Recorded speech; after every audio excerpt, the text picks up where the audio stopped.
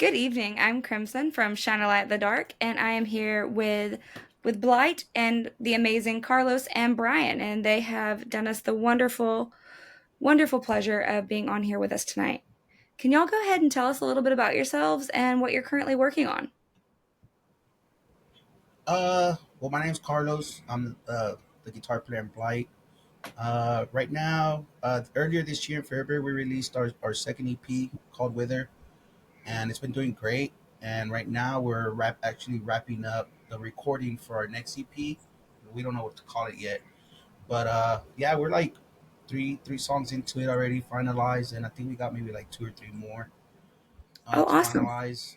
Brian's actually doing vocals now for Blight now because he was our bass player for the most of this year, and now he's jumping on vocals. So we're pretty excited for that for sure.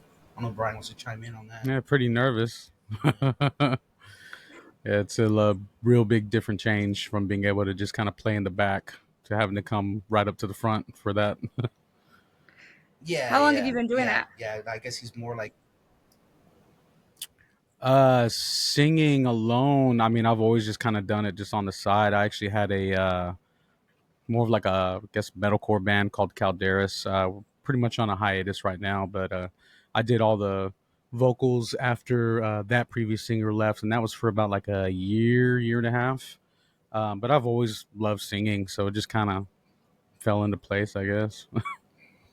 yeah, and it really just made sense, you know. Whenever we had some lineup changes this year, Brian did most of the lyric writing anyways. For since he's been in the band for almost 2 years, and me and him did a lot of the pre-production, just me and him, and we would send it to the singer, and then he would just do whatever.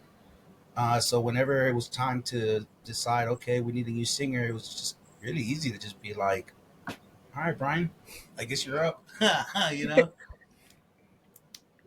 Yeah, and it seems like y'all have a really close kind of relationship within your band as well. What's that kind of like?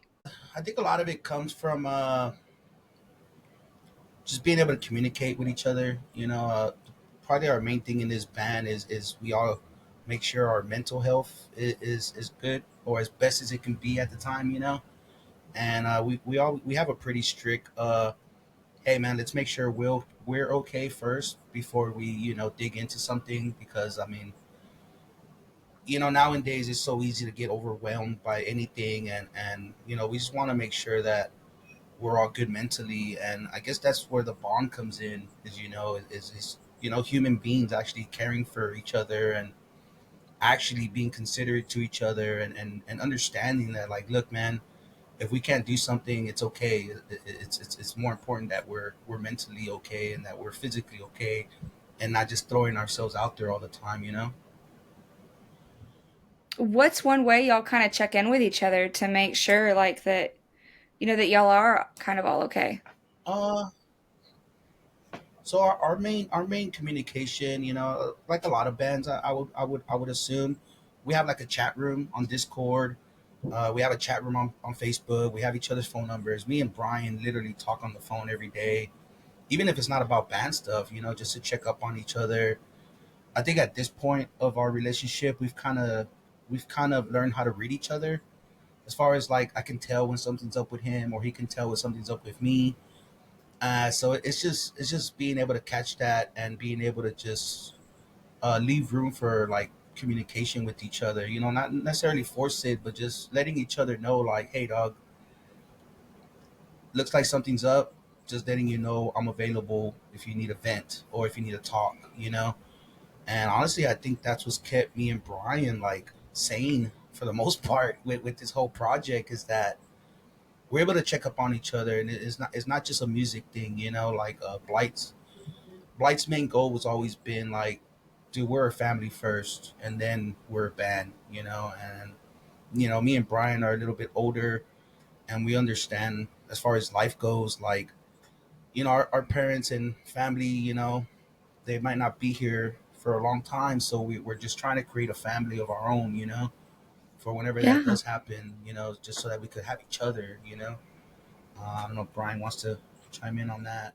Yeah, I mean, this past year I've had to really look into myself introspectively, mental health wise, which I think a lot it's kind of happened everywhere. Really, I've noticed that on social media and hearing more people talk about it.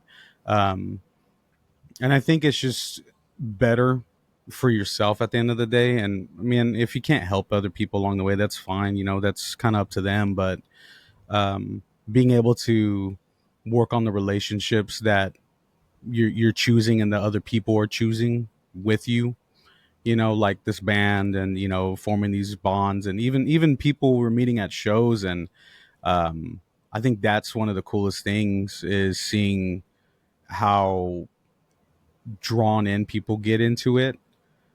A lot of the lyrics that I've written have been kind of like about social issues or like mental health issues, and that's always been one of my biggest things within the past really 2 years. And that's kind of like where me and him have kind of bonded and connected, is kind of staying aware of ourselves Yeah. on a daily basis, so we can stay on top of that, so we're not, you know, really, so we're not like lashing out, not even at just each other, but even family and friends. It's really hard when it kind of drives you like that, and it's real easy to get caught into that. So having that kind of cushion to help really helps out. Yeah, and I Yeah. think like to add to what he just said, I mean about lashing out to each other or our family or our loved ones. That's really why we do this whole band stuff. It's more, it's our therapy. It's our outlet to vent, to say what we want to say without any filters. Because sometimes we have to let it out.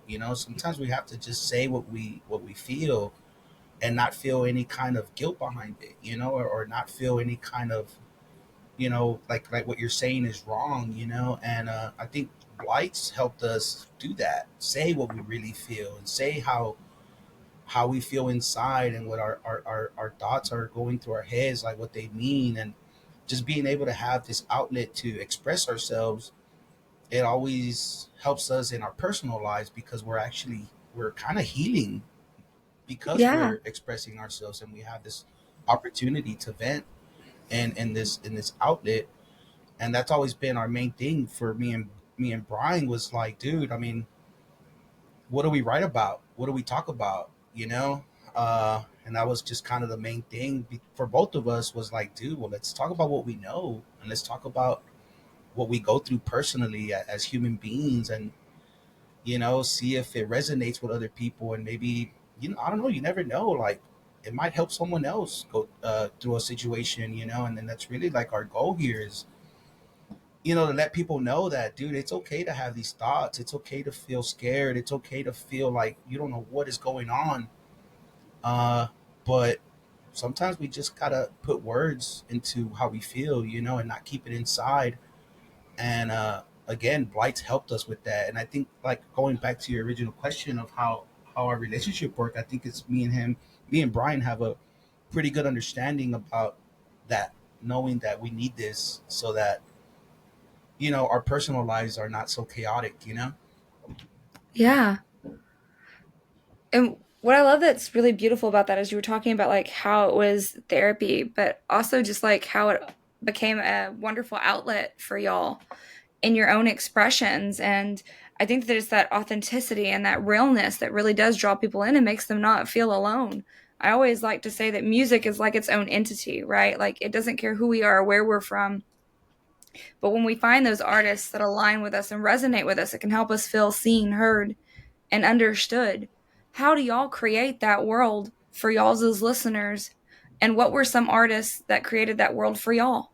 Well, I know, like, I read a book. I couldn't tell you which book I read, but I remember reading a book and it saying that music has no language barrier. Like there's no actual language that you need to know for music. It's one language. And I know, like, for me, I'm not too great with words. I've always struggled, with vocabulary and stuff. I didn't learn English until I was in high school, and so my English is not perfect. But that's why, as a guitar player and as like the main songwriter, those are my words where I put my guitar on me. And since I can't I just try to make people feel what I feel with my melodies, you know. And I know lyrically, I mean, when I help write lyrics, they're real simplistic, but the point is like just to get all my thoughts out there, you know. And I think that's the main Yeah. goal when we write music is to just get our feelings, our true feelings out there, you know, how we feel. As far as like influences, I think I've kind of it's kind of all over the place. So there's not really anything that's really pulled me in other than certain lyrics, certain parts of songs, um, from country to rap to predominantly metal. But um, I think what really helped was being able to expose myself in that way lyrically. Starting out with Calderas mainly, I pretty much wrote all the lyrics for that band, and that's kind of where I really started kind of wanting to be able to be that person that can, give a piece of myself that maybe somebody else can see as well. And yeah, maybe the situation is different and the experience is different, but the overall feeling, I think there's something big there with humans kind of experiencing life differently, but always coming to certain emotions, and feeling the same way. And I think there's a lot of people out there that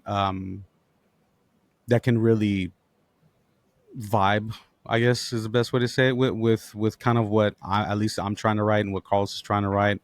I think a lot of his emotion goes into the guitars. If you listen to the music, there's a lot of emotion in there, and it's really, I personally like the idea of being able to express emotion through literal music, not even just lyrics. And I feel like that's all Yeah. there. It sounds like music to me, sounds like emotion and feelings. And as far as the lyrics, I kind of go off of that feeling, and maybe me and him will sit down and talk about what he was thinking about when writing this, or he also has like a kind of like a working title name sometimes, and it just fits perfectly with the feeling of it. So I'll kind of write along with that, and it's just kind of hard. It's just kind of on a bass by bass kind of thing, song to song. We just kind of, I mean, we just kind of throw ourselves out there as best as possible to help other people in the same situation, same feelings. Yeah, and I mean, you got to think too. Like, I know you asked like bands that inspire us or whatever. Like, I mean, I can only personally talk to myself, but like even a band like Thrice, which is one of my all-time favorites, listening to them lyrically and musically, just dabbing into that experience, listening to them for the first time and relating to what they were saying in their music. And then now, as being songwriters and being in a band ourselves, is trying to think, like, hold that emotion of how I felt when I first heard my favorite artist song and how I resonated with it. And then that's kind of like our the inspiration for when we write music. It's like, well, let's see how we can resonate with somebody, you know. So bands like Thrice, Metallica's a big one for me. I mean, I remember listening to Fade to Black for the first time, and I was like 12 years old, and that song's whatever, about killing yourself. And I remember thinking as a 12-year-old, like, man, I'm not the only one that feels that way, like I'm not the only one that feels like I don't want to be here, and just Yeah. being able to hear it, and hear someone else say it, and hear someone else their point of view of it. That's kind of what helped me understand, like, man, dude, it's okay to feel this way, it's okay to feel this way, and it's okay to feel bad, as long as we're trying to move forward with healing our with healing. I think we're gonna be okay, and I think with Blight, that's all we're trying to do is just trying to mimic or just trying to make people feel how we felt when we hear our favorite artists do stuff like that. Yeah. And I really love how you were talking about, like, both of y'all kind of hit on this about the music speaking for itself and the lyrics, like, taking a different part of it, right? Because there's nothing, more like soul that can, like, wake you up than there is, like, when you actually hear the guitar or that perfect melody. Or it's amazing how it's a universal language and sometimes it doesn't even need words. But then when you pair the words with it beautifully, it like this whole thing, like it becomes alive, like a moving book picture, and a story that you're telling. And I think that that's beautiful. And I really also, Yeah. think that y'all have a beautiful way of doing that. And my next Thank you. question would be, I guess, what does music really mean to y'all? Like at its core level, what does music mean, and what do y'all hope to put out into the music world? I mean, I'm sure if we both probably have different answers, but for me, music is life. Like I know that's cliche to say, but I mean it's real. Like Yeah. music is life for me. I mean, I remember being 5 years old, man, and picking up my mom's broom and acting like I was playing guitar and not even knowing how to play music or whatnot. But music's just always been a part of my life. Like that's always been my coping mechanism is music. And then growing up, not being so uh, financially stable as a family, and my dad busting his butt to working overtime to buy me my first guitar, and actually putting that thing around me, and learning how to write music at a young age. It just made me feel alive, and that was something that I struggled with as a kid, is just not feeling alive and just being scared for no reason. And Right. music really, I mean, honestly saved my life, and it made me want to be here and create music. And I mean, that honestly, that I don't think I would be here without music. It's not, it's my life, but I also understand that I got to work, I got to do this, we got to pay bills and all that. But at the end of the day, music's always at least for me personally, my main outlet and my main love is music. Right? Yeah. Um, I guess there was a lot of things that when I was a kid and kind of growing up, especially teenager. Obviously, you're a teenager, mind's going all over the place. You're growing up, you're learning about yourself. There was a lot of things that I wasn't able to put into words, and I just felt. And I've dealt with depression and kind of like that dark path for years, and I always thought that it was kind of like do I really deserve to even feel that way? I would have friends who would, they would call me and I'd pretty much have to talk them out of, hurting themselves. And I mean, it was rough. And then I think, they would tell me about their lives and what's going on. And then I think to myself, and like, I would get in that depression, which I didn't know at the time. And, I would think to myself, like, do I even really deserve to feel this way? And then I think it was a Trivium song for sure.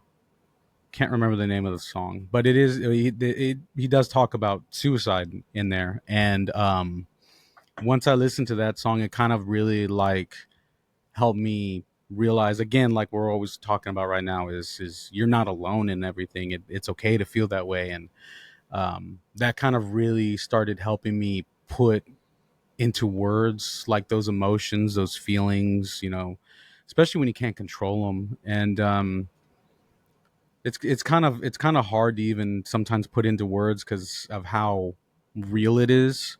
Yeah. If you're talking to somebody who understands and who feels that way, of course, y'all can have that conversation for hours and completely understand each other. But as soon as you talk to somebody who doesn't understand it, you sound like a crazy person. And it's hard to, especially I guess in kind of like the climate that I kind of grew up in around that time. It was, nobody talked about mental health. You weren't, if you thought that way, you were crazy. And you thought worst case scenario, they they locked me up.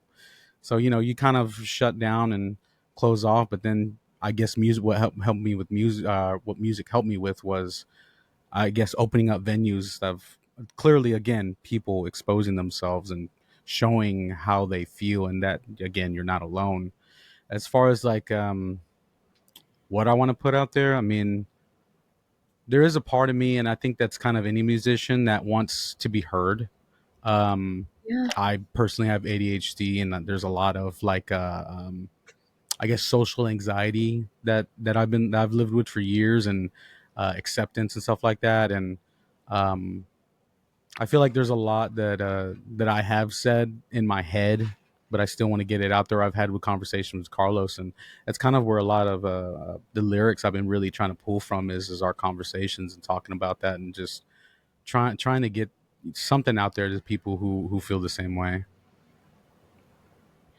You know, what's beautiful though about hearing both of y'all talk about like that authenticity is what really opens it up for other people kind of like to be able to be authentic and feel seen and heard and understood because and I've heard y'all both kind of talk about it from like on a listener standpoint too, is like there's something that is just so amazing about actually realizing that you're not alone in something and that other people have dealt with similar experiences, especially when you come from a background like you were talking about. Because I kind of came from a similar background where they would be like, oh, that's crazy. Like, we don't talk about mental health issues. We keep that on lockdown, so much so that, like, even with my daughter, she actually, when she's going through something, she will find lyrics and then she will let the artist say it for her. She's like, look, mom, this is what I'm dealing with, pushes it from the artist because she's like, I'm not going to say it, but the artist said it perfectly and I may or may not be That's awesome. experiencing this, mom. And I'm like, okay, Mhm. is that your way of trying to stay tough in the process? And to her, it's her way of like, but I didn't say it, the artist did. And like totally Yeah. resonating with the artist and making her feel like it's okay to have some of those feelings, you know? And so I think that that's really cool that y'all both said that. When we were talking kind of about that, and like, I love how you said that y'all kind of work together sometimes on the music. What does that process look like when y'all are working together to create something? Do you normally, Carlos, create like kind of your part first and then you kind of like share that with each other, or does sometimes that goes back and forth? How does that work? So I think at this point, since me and Brian have been writing music for almost 2 years now, I think it's almost kind of like it happens on its own now. But I mean, if I Oh, can cool. remember from when we first started, um, I think it was very clear when we first started writing music together that we thought the same. Like our I guess you could say that our demons were kind of the same, like we both struggled with the same stuff. So I think it was just a little, it's just been kind of easy for me, for example, to write a melody or write like a demo version of a song and send it to Brian. And I think Brian already knows what's it about. And because we talk to each other every day and we communicate every day, we know each other, at this point. We know what's going on in our personal lives and our thoughts. Or for example, if he sends me just like a lyric or a thought in his head, I can, as soon as he sends it to me, like my head starts going like a million miles per hour with ideas of melodies and stuff like that. And so it's been kind of easy, and I don't think I've ever thought about that till you asked me that. It's actually been really easy working with Brian, and I think that's why we've been able to do this for a while. Is because it doesn't feel forced. It doesn't feel fake to us. It's literally just two human beings trying to cope with life, and I think that's why everything's been kind of easy when it comes to writing the music stuff. It's just because I think there. It's coming from a both place that's real for both of us. What advice do both of you have for a starting artist or just for the youth in general that may be struggling to share that vulnerability about themselves and their art? And how would you kind of help them through that? Don't be scared. Don't be scared to put it out there, man.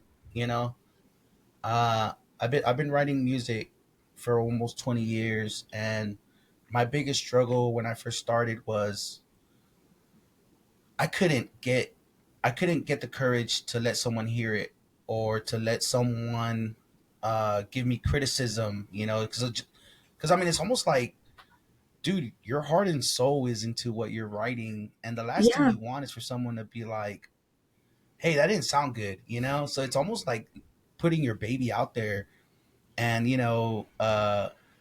so that kind of builds a behavior, or at least for myself, that was like, no, everything has to be perfect. My first song that anyone hears from me has to be perfect. It has to be the perfect song. and I never released anything. My computer set with like hundreds of songs that never got released. And then I think one day my dad was just like, "Son, just let it out. Let them live. It's a learning process. You know, your first song's not gonna be perfect. Your 10th song's not gonna be perfect, but it's all trial and error." And I took that to heart because it made sense to me. You know, it's like, yeah, everything in life is trial and error. Yeah, the first couple of songs that we publish or that I show people, they're not gonna be the greatest songs, you know. But the more I put things out there, the more I give it a chance to not just let other people hear it, but myself to hear it back and be like, okay, next time I can do this differently, or next time I can express myself like this differently.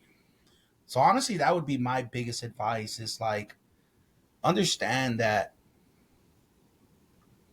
it's not going to be perfect, but the goal is to just release as let your music live, man, you know? Yeah. Let people hear your music, because if not, you're just kind of cheating yourself as an artist, you know?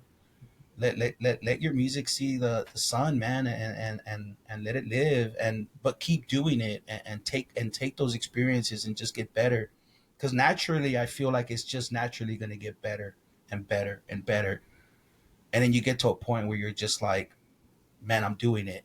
I'm releasing music. I'm expressing myself, which is, to me, it's more important to express ourselves. And yeah, that would be my biggest thing is just do it, and don't.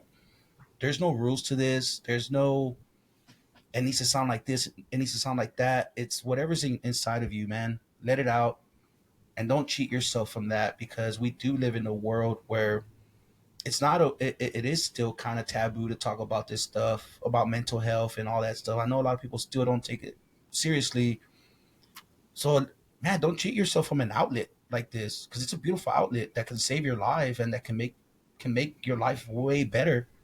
So just don't cheat yourself from it, and express yourself as much as you want, and don't hold back, you know? I have to I mean, ask you though, I how would did you? definitely say,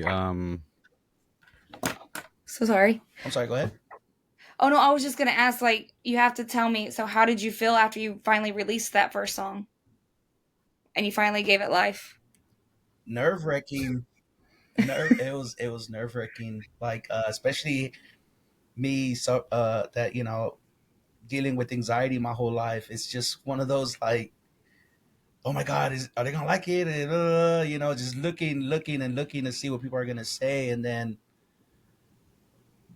all my doubts being shut down because everyone was so positive. Everyone was so like, oh my God, dude, that was amazing, blah blah blah blah.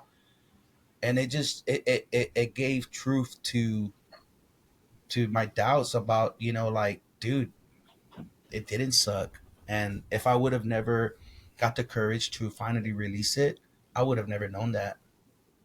Yeah. And I'm so sorry, Brian. I didn't mean to cut you off earlier. I I was would. just like, when he was Oh, saying that, I was just so interested. I was like, I gotta know how it went when he first released it. So I'm sorry. no, no, no. You're good. You're good. Um, I would say definitely, kind of the same thing of don't be scared to put your music out there, but don't be scared to open yourself up. You know, open up your soul. Let to put it out there, man. Seriously, like if I could go back in time and tell myself just to stop closing up so much, um, I would be emotionally and mentally more advanced than I am now. And looking back, of course, on myself, anybody can go back and look on themselves as, a teenager and be like, man, that guy was stupid. Why did he make those mistakes? Why did he say those things? Why did he, let that situation get to him so bad? Um, definitely, if you're starting out, whether it's music, painting, poetry, anything like that, any kind of art, just open yourself up and just throw it on out there as much as you can. Give yourself to it, because at the end of the day, if you're not putting yourself into it, then what's the point of it? That's at least how I think about it. Yeah, no, I think that that's so important, like you said, like to bare your soul and just that's what makes it such a beautiful expression of your soul, right? Is to be able to have that safe place to actually bear all of it. And so my next question for y'all is what part of that process is the most cathartic for y'all? Is it writing or being on stage or playing?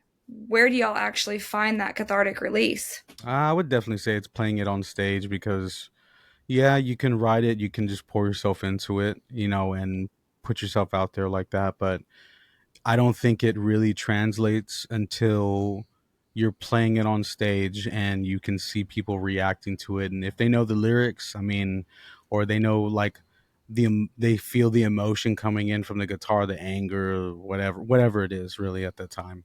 Um, I think that's the coolest thing is seeing that and getting that kind of release of, okay, something I did is physically making reality change literally in front of you as people are moving and throwing themselves around and just head banging, like singing along with it. That's what I would have to say is really where it's at.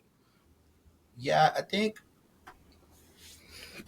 almost the same. I think it's when people go out of their way to let you know something about either how your music impacts them, or even for them to just say that they liked it. Like, these people don't owe us anything, whether we're at shows or on social media, or we don't owe these people anything. And for someone to take time out of their life to express something to you about them liking your music or what your music has done for them, to me that's what it's for. Because at the end of, like I said, at the end of the day, I'm just, you know uh, I think we're just artists that are just trying to paint our pictures, and when someone goes out of their way to say, hey man, I actually took a look at it, and I like it, I love it.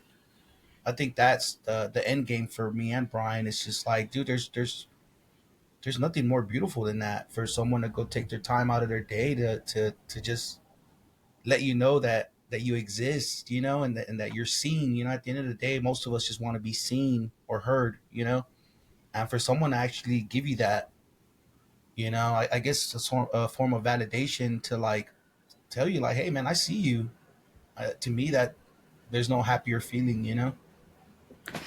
Yeah, and that makes so much sense. And so I guess I'm going to turn the next question kind of into a two-part question because the first part of it would be I've heard you both mention kind of dealing with like anxiety and things like that.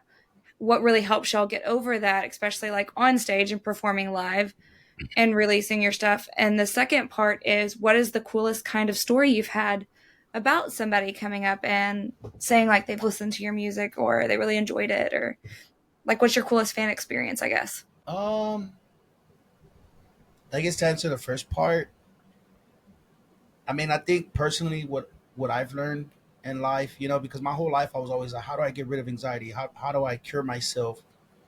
And being able to, I guess, being able to realize, understand, like, dude, it's never gonna go away. You don't get rid of it. You learn how to live with it. And getting up on stage for me personally is nerve wracking. Especially I have catastrophic anxiety, so like if I'm ever out of my house, chances are my anxiety's skyrocketing, for whatever reason.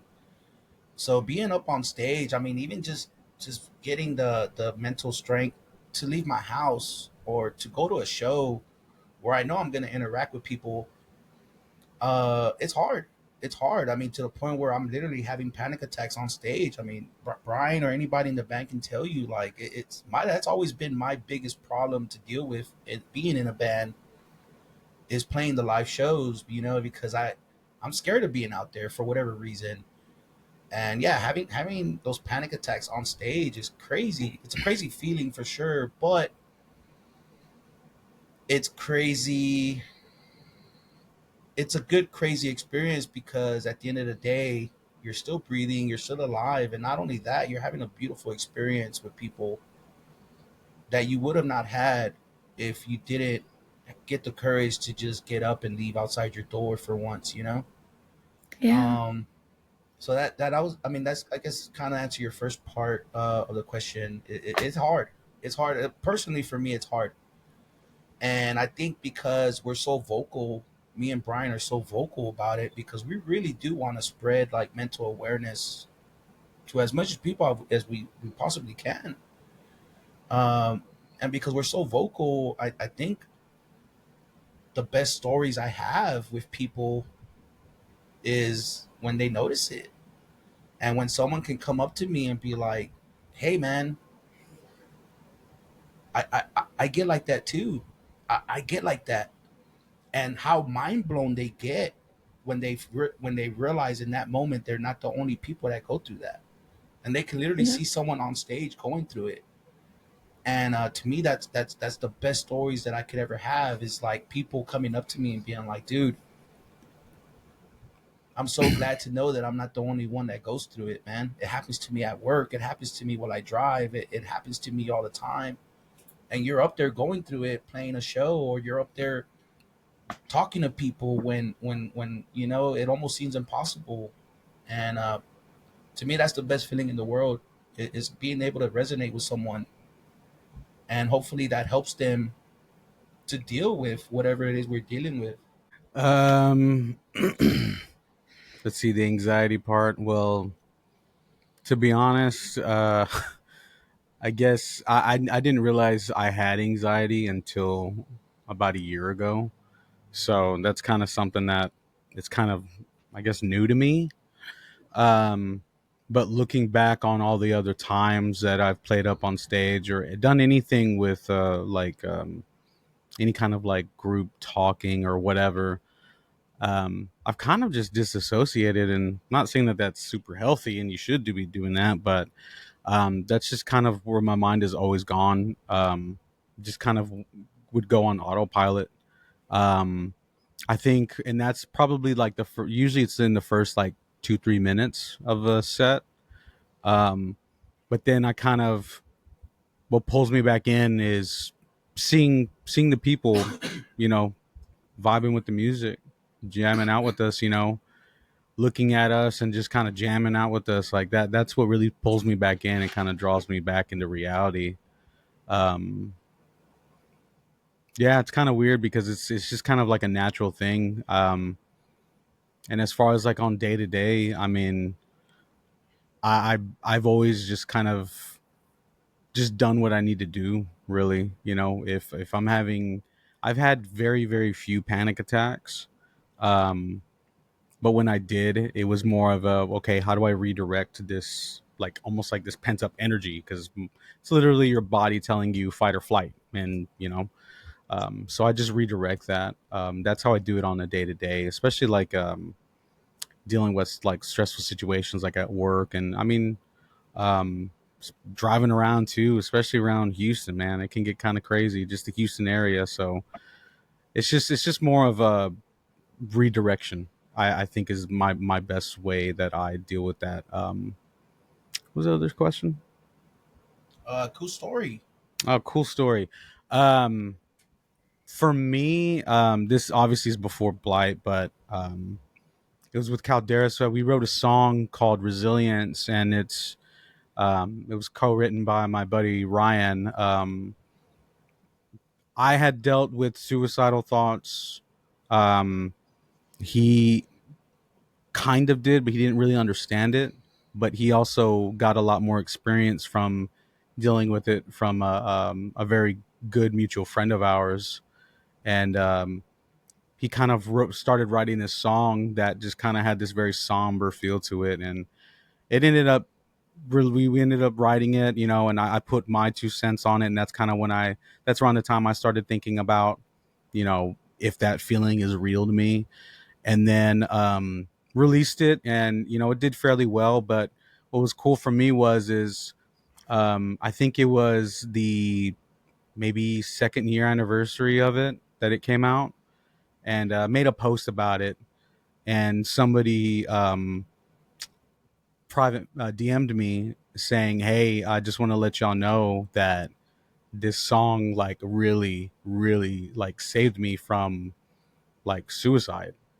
And that kind of like really hit me for really hit me hard, to be honest, because Ryan put his whole heart into it. I put my heart into it, my experience, and seeing something come out of that, of somebody literally saying that, yeah, I felt this way and this really helps me out when I feel down and I listen to it. It really helps me pull out of that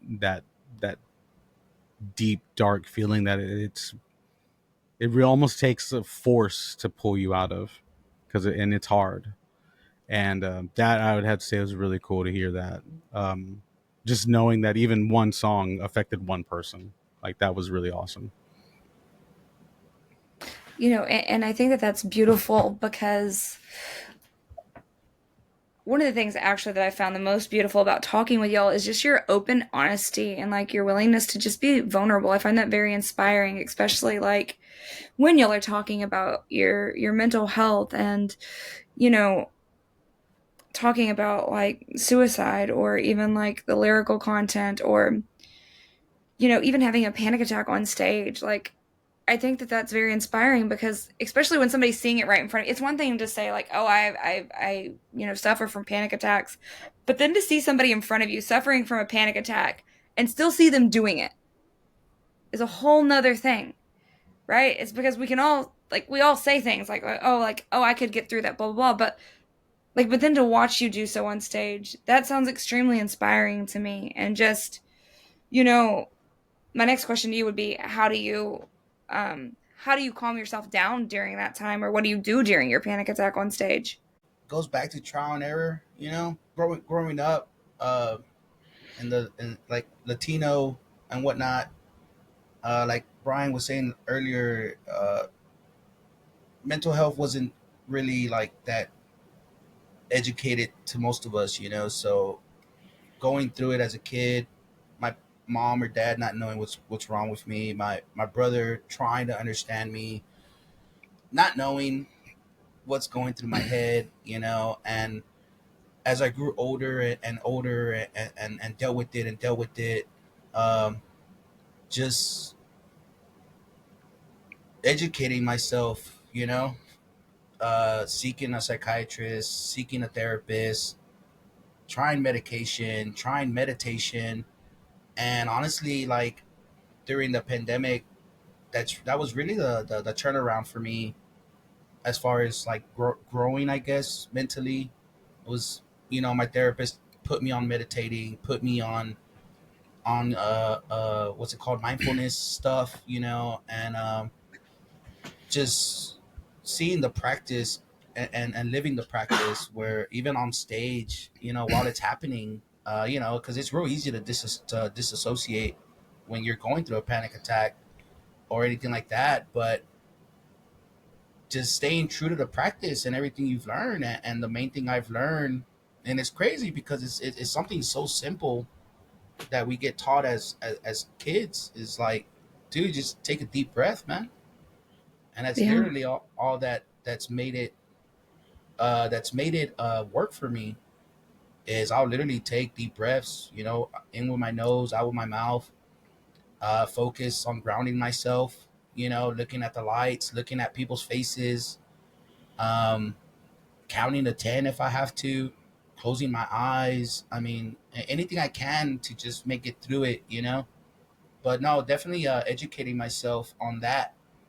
It's really what was the turning point for me personally, and I guess in being in the music thing, was knowing that, understanding what it is, and educating myself. And I would have never known that if someone would have not brought that to my attention, if I would have never spoken out loud how I felt. Going back onto what you said earlier right now, about how we're very vocal about our stuff. And I think that comes from, because we don't want no one to suffer. We don't want no one to feel lost, because for 20 years I felt lost. My family felt lost. My ex-wife felt lost. My children felt lost, not knowing what's going on with me, me not knowing what's going on with me. And looking back today, I don't have any regrets. But if I would have known what I've known today when I was 15, would have been a whole different life for me. It would have been a lot of not so dark days, or lost days. So that's, I guess, just like I said, just knowing how to keep yourself calm, not going into thinking traps, not looking into the future, not looking into the past. Literally, just ground yourself to the present moment. Because once you ground yourself to that present moment while you're on stage, it no longer becomes a traumatic experience. It becomes a beautiful experience. It's so empowering to be up on stage having a panic attack and then being able to ground myself while I'm playing music with my brothers, and being able to snap myself out of it and turn something that could have been a nightmare into a beautiful experience that I'm gonna take it with me forever. I love that, especially talking about like something that could have been a nightmare being turned into a beautiful experience, which kind of leads me back a little bit to even how Brian was talking about a lot of the experiences that he had been through, talking with people about suicide and like pouring their soul into it, and like even hearing, fans come up to him and talk about how like that really helped. And one of the things that I always have loved about music and in particular is, right, like as a therapist, I always say I'm bound by space and time, but as artists, you're not. I'm bound by one person per hour, and they have to be in my vicinity. But as a musician, you could be having a 3 a.m. Therapy session with somebody that you've never even met, but they're acutely aware of who you are because your music is touching them in such a way. And so I have to ask y'all, how would your inner childs feel about like, where y'all are at right now in life, and then what y'all are doing right now? Because I think it's really awesome. Uh, Proud for sure. Uh, I know my inner child's always been this little scared little dude, but I think knowing that we're working through it, that we're dealing with our traumas and we're trying to heal. I can personally say proud, to finally make some kind of sense out of all of this and finding some kind of outlet and finding some kind of love in all of it. Because as a kid, you're lost and you don't know what's going to happen. But now being older, being able to me personally, look back to my inner child and just give him a thumbs up. Like, hey, dog, Yeah. we kind of made it. We're still here. And just realizing that, hey, dude, everything's gonna be okay, man. As long as we still care, to be okay. As long as we're still okay with wanting to become the best version of ourselves, and not let the fear hold us back anymore. And knowing that you're breaking through that barrier of not having fear. Because fear is created by us. Mentally. So knowing that you're overcoming that, and understanding that fear is not real. Uh, like I said, just I'm pretty sure he'll be proud of me to be able to say that out loud. Yeah. Um, something that I've seen a lot of quoted in like trauma therapy and just therapy in general is um, the person that you are today, that you want to be, that you're trying to meld yourself into, is the person that your younger self would have felt safe around. And that quote has always kind of really hit me hard. um for me, my dad was never around, so it was just my mom and me. I mean, lived with my grandparents, but um and I had uncles, I had, family friends that were older, but the closest person that got to that father figure was my grandpa. And I mean, he didn't get past till, when I was like 16, 17, he passed away. So I didn't get to I didn't get to have the great grandpa experience with my sons that at least my grandma gets to have with them. um, and there was a lot that he showed me as far as just forgiving people and accepting people and just kind of moving on, moving along, pushing through. And um, I think my younger self would be kind of surprised by how much I've pushed through in my life, and even my mistakes that I've made, that I've kind of incurred the wrath of karma on myself. I think he'd be really surprised, and I think he would feel safe around me and kind of what I've tried to meld myself into. What do you think would make him feel the safest? The fact that I'm fairly well in tune with my emotions, and at least what I tell my oldest, obviously my youngest, he's barely 3, so he doesn't really understand everything, but my oldest is 10, and he has ADHD too, so and sometimes he has problems kind of controlling his emotions and his thoughts, and I make him very much understand. I make him understand as much as possible that, hey, look, it's okay to feel these emotions. It's okay to be mad. It's okay to be sad. You just can't let them run all over you, because that's all they're gonna do.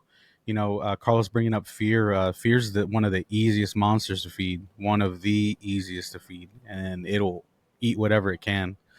And I think that that's what would make my younger self feel safe, is the fact that, hey, I have somebody here who has felt and does even feel now the way that I feel whenever I get overwhelmed, or I get angry, or I get sad, and and to be able to express that emotion and talk about it, and have somebody to bring me down from that elevated emotion. I think that's what would make them feel the safest. No, I love that because it's so true. We do try to turn into the person that we would have felt safest with, you know. And so I think that that's really cool. And I also like how you pointed on. I like how Carlos was talking about fear. I always like to call it kind of like a parasite because what's the most dangerous part about a parasite? Do y'all know? You don't know you have it. Nah, no, I don't. Mm, You know what I mean? So like Yeah. we always think, yeah. oh, the most dangerous part of a parasite's that it's eating away at me. No, because if I knew it was eating away at me, I could fix it. But I don't, since I don't know I have it, I go to the doctor. And the doctor keeps trying to fix it for me, not realizing that the antibiotics that they're pumping me full of, right, is actually making the parasite more mad. And so then I become discouraged, right? Because I'm doing everything right, but still getting worse. But when sometimes we don't realize it is that parasite in our mind that's just, he's playing just enough tricks on us to instill just enough fear, right? And that almost makes us turn against ourselves and self abandon what we really want to do. And so I think it's really cool that y'all brought that up. And I even think it was kind of cool how you almost led like perfectly into like the little parasite. And so every time I always like feel those things, I'm like, you know what? I know you're my parasite. Please go away. Because we can't ever actually get rid of Yeah. him completely, right? Because he's a part of us, but we can realize when it's him trying to take control. Well, and like one thing I've personally learned is that they don't like to be called out. They don't like to be brought into the light. So it's just one of those, like, the more you understand how to call it out, the more in control you become. And take back your life, and take back your mind, and your body. Yeah. No, I love that. And thank you. Because I think that's so true because it doesn't like being in the light. And the longer it can stay hidden, because we can't fight an unknown enemy, right? I can't fight you if I don't know your problem. And I can't fight you if I don't know that you are causing me Hmm. problems, even for myself. And I do want to honor your guys' time. So, my last question of the night for y'all is when did y'all first realize that being an artist was what you wanted to do? And if you could play any other instrument in this world, what would it be besides the one you currently play? I think I've wanted to do this since I was a baby. You know, um, like I said, just remember being a kid in the backyard with my mom's broom, acting like I'm playing a concert, in front of millions of people, or watching like that Woodstock footage of like Jimi Hendrix playing to like an ocean of people. Oh, yeah. And I think as a young kid, that made me feel like, man, this dude's being seen, And I think me personally, at the end of the day, that's all I want. I just want to feel alive, and I want to feel seen, you know. And I think this is the perfect outlet to do it, you know. And as far as instruments, I guess singing.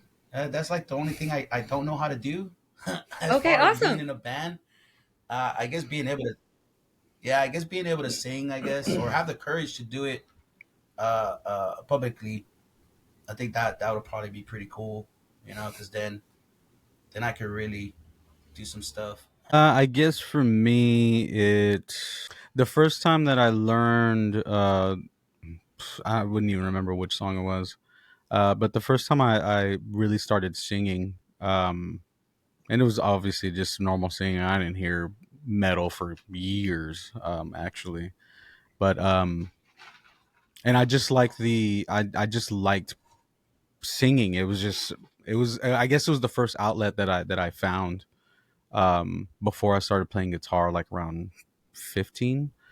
Um, and it just felt good. Like I kind of almost something in you just know in your soul, just it just hits that part right and releases that tension or that emotion.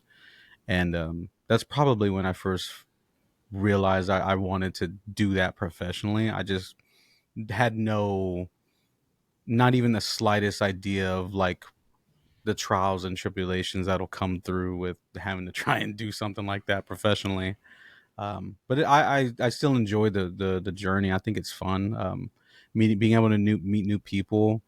I mean, even playing a show in front of 10 people, man, like it's still the most fun I've had. Playing games is one thing, but I you know going to a party, hanging out with friends, yeah, but being able to go up on stage, even for just a couple handful of people, man, it just feels great. Um, as far as instruments, I've never truly tried. I would love to be able to play the drums because it looks so much fun, and I love watching drummer videos. I actually really enjoy watching our drummer play. He's really good. He's getting all the old songs and new songs down real quick, and it's fun watching him learn. Like, and because we're all in our 30s, and he's 19, Oh, so okay. seeing like his brain work and like super duper fast, it's pretty crazy. But it looks like so much fun. But I It, just never did. it's seeing the innocence that he Mm-hmm. still has, you know, Yeah. and not knowing, not, I guess life hasn't got to him yet, Hasn't you know. shown its ugly teeth yet. Yeah, and I think like Brian said, we're older, and you know life's already kind of done what it was gonna do to us. So it kind of leaves us kind of stale sometimes, or not in the mood. But seeing Tyler and seeing the innocence behind him, still, it's inspiring, you know, because it makes me remember what it feels like to do that for the first time, and it almost like brings the inner child out of all of us, you know. And it's a beautiful experience to be able to see someone with that innocence still, you know, because we haven't seen it in a long time, and it's almost like a an awakening for us of like, hey man, we can have fun like that too. Why did we stop having fun like that? You know. Yeah. So yeah, it's beautiful watching him play like that. Yeah. No, and I think that that's really cool that you mentioned that because, like, it's true. Like, as like you were talking about how life starts to get to us, we lose a part of that. Like, our fire starts to slowly dwindle inside because of life. And then when you see them so young, they still have that fire going and everything's, and so it's really kind of cool because y'all really, honestly, are really feeding off of each other, right? Like, y'all are able to give knowledge that he doesn't have, and he's able to kind of give y'all that innocence. And so now I'm thinking that the drummer has to learn how to play the guitar so that you, Carlos, can start singing, and you, Brian, can start drumming, and then you've just got this little thing that y'all are just gonna poof. Sorry, that totally just all happened in my Right. head. Yeah. That'll be cool, but I think we're okay right now Yeah, with what we're yeah. doing. We've had enough changes. Yeah, I think we're okay with how things are going right now. No. Oh yeah, no, I was just I was just saying, like, how, like, just like as a funny moment. Like, here's a prank, and just kind of like, and then Right. like go right back. But no, I really Yeah. appreciate your time, guys, and I appreciate how open and honest and vulnerable y'all were throughout the entire interview. And guys, please make sure you check out Blight. I will leave all their links in the description down below. Make sure that you check them out. Send them lots of love. And I appreciate you guys. Is there anything else that y'all want to let the audience know before we go?